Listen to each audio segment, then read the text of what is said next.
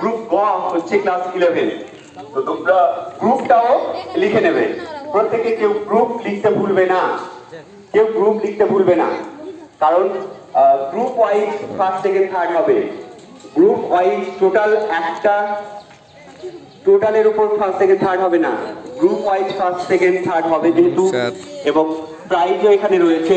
তার জন্য ক গ্রুপ না খ গ্রুপ না গ গ্রুপ সেটা কিন্তু তোমরা লিখবে।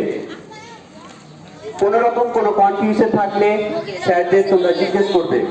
আমি স্যারদের অনুরোধ করব ছেলেদের পাশাপাশি আপনারা যাবেন, মাঝে মাঝে দেখে নেবেন, কোনো অসুবিধা হলে সাহায্য করবেন।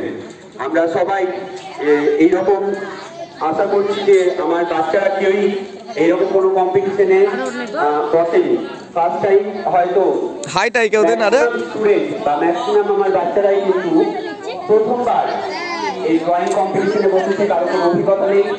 তো কেউ কারো আঁকা দেখে কেউ বা হাসি ঠাট্টাতে কেউ বলবে না, যে তার যেটা অভিজ্ঞতা যে যেরকম ভাবে